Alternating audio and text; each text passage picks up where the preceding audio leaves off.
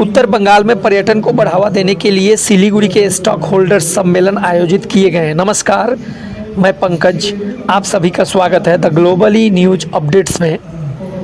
उत्तर बंगाल के पर्यटन विकास को गति देने के उद्देश्य से मंगलवार को सिलीगुड़ी के उत्तरा टाउनशिप स्थित एक निजी होटल में राज्य पर्यटन विभाग के पर्यटन स्टेक होल्डर्स सम्मेलन आयोजित किया गया।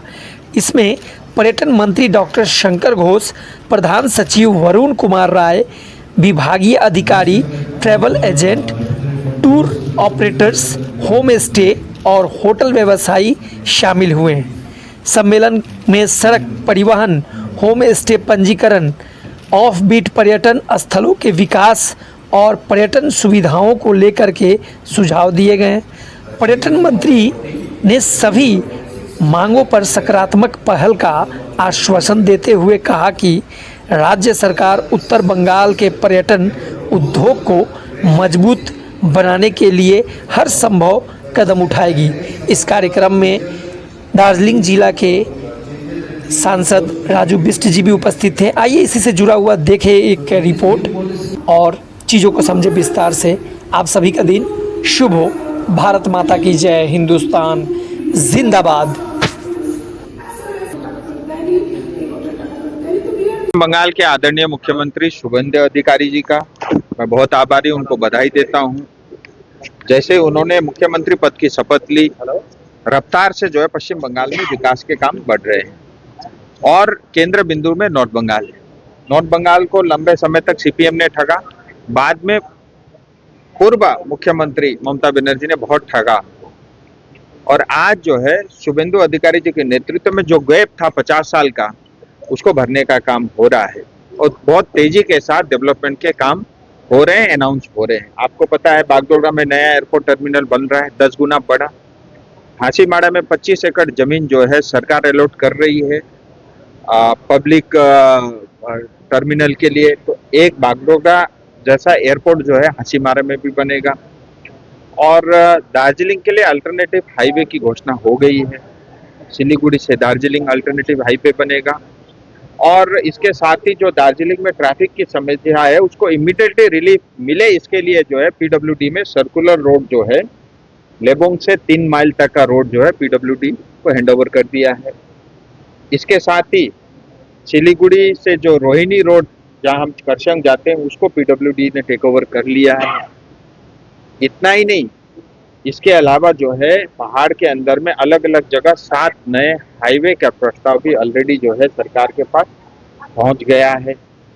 और इसके साथ ही आपको बजट में घोषणा भी आप सब ने सुनी, सिलीगुड़ी और जलपाईगुड़ी की बीच में मेट्रो जो है ट्रेन भी चलेगी, उसका सर्वे का काम शुरू होगा। दार्जिलिंग सिलीगुड़ी से मतलब बैठ करके बनारस होते हुए 6 घंटे में आप बुलेट ट्रेन में जो है दिल्ली तक का सफर कर पाएंगे। और इन सब घोषणाओं के अलावा तमाम ऐसी घोषणा हुई है जो हमारे क्षेत्र को बढ़ावा देगी। मैं मेट्रो का बोल चुका हूं और बहुत लंबे समय तक फॉरेस्ट क्लियरेंस के कारण जो है सिलीगुड़ी का रिंग रोड अटका हुआ था, अब वो भी आगे बढ़ गया है। जो गोरखपुर से सिलीगुड़ी रोड है वो बागडोगरा तक आएगा, 520 किलोमीटर का एक्सप्रेस वे, 6 लेन का नया ग्रीनफील्ड हाईवे रहेगा। जैसे वो हाईवे खत्म होगा वहीं से बागडोगरा से लेफ्ट होते हुए पानी घाटा के रास्ते जो है आपका सेबोक में निकलेगा, फिर सेबोक से ओदलाबारी से राइट टर्न करके जो जलपाईगुड़ी का हाईवे उससे जा करके मिलेगा। 180 किलोमीटर का सराउंडिंग एरिया में रिंग रोड बनेगा। सिलीगुड़ी और नॉर्थ बंगाल के लिए आईआईटी भी बन रहा है, आईआईएम भी बन रहा है, यहाँ एम्स भी बन रहा है, यहाँ डेडिकेटेड कैंसर अस्पताल भी बन रहा है। मुझे ये भी बताते हुए खुशी है कि दार्जिलिंग में एक 500 बेड का डेडिकेटेड और सुपर स्पेशलिटी अस्पताल की घोषणा हो गई है। उसके लिए जमीन ऑलरेडी जो है डिपार्टमेंट आकर के उसका सर्वे कर चुका है।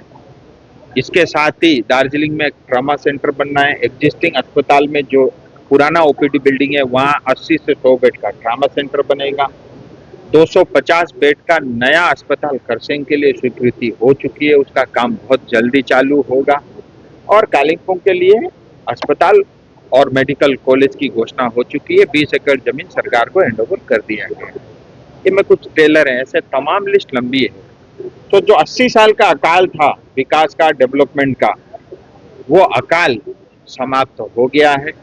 और नॉर्थ बंगाल की जनता भी, चाहे राजवंशी हो, चाहे आदिवासी हो, चाहे कोच हो, चाहे मेचे हो, चाहे टोटो हो, चाहे राभा हो, चाहे गोरखा हो, चाहे बंगलाभाषी हो, चाहे हमारा मारवाड़ी, बिहारी और हिंदी भाषी हो, स्वाभिमान के साथ यहाँ रहेगा, स्वाभिमान के साथ जिएगा। और उनके भी जो अधिकार है, जो भारत सरकार सबको देती है, वो अधिकार हमारी जनता को भी मिलेगा। रेल और रोड था, वो भी सर्वे चल रहा है। उसमें टेक्निकली एक प्रॉब्लम ये आ रहा है कि जब रेल आता है तो जो ट्रैक है उसको थोड़ा स्पेस चाहिए होता है। तो थोड़ा ट्राम जो है, जो कलकत्ता में चलता है, और ट्रेन में थोड़ा फर्क है। तो उसको कैसे सिंक्रोनाइज कर सकते हैं, उस पर थोड़ा सा अभी मतलब टेक्निकल लोग, इंजीनियर लोग उसमें थोड़ा सा काम कर रहे हैं। लेकिन ये प्रस्ताव है और उस पर जो है आगे बढ़ने के लिए जो है डिपार्टमेंट तैयार है, रेलवे की तरफ से भी स्वीकृति है। लेकिन उसके अलावा जैसे मैंने आपका 2-3 हम अल्टरनेटिव हाईवे पे काम कर रहे हैं। एक तो जो है लेबोंग से 3 माइल, ये पूरा सर्कुलर रोड बन जाएगा दार्जिलिंग का, तो आपका मतलब आधी ट्रैफिक की समस्या आधी से ज़्यादा खत्म हो जाएगी। दूसरा, तीस्ता से लेबोंग का वो एक रोड बनना है। और तीसरा जो है अल्टरनेटिव हाईवे बनेगा, तो उससे पूरी समस्या का निजात होगा। 7-8 रोपवे बनने हैं, उससे भी ट्रैफिक की समस्या से हमको मुक्ति मिलेगी। और इसके साथ ही भविष्य में हम दार्जिलिंग शहर के अंदर में थोड़े एरिया के अंदर में हम ये कोशिश करेंगे कि गाड़ी का आना जाना वहाँ ना हो। जिस तरह स्विट्जरलैंड के बहुत सारे शहर हैं जहाँ लोग पैदल यात्रा करते हैं, और उस तरह की सुविधा बनाएंगे। क्योंकि सिर्फ टूरिस्ट के लिए दार्जिलिंग का विकास नहीं करना है, दार्जिलिंग की जनता के लिए भी दार्जिलिंग का विकास करना है। नवजीवन हॉस्पिटल में आपका स्वागत है। अनुभवी डॉक्टर, आधुनिक तकनीक और समर्पित देखभाल, सब कुछ एक ही छत के नीचे। नवजीवन हॉस्पिटल, जहां होती है स्वस्थ जीवन की शुरुआत। चेक पोस्ट ट्रेडियम बिल्डिंग, 3rd फ्लोर, सिलीगुड़ी।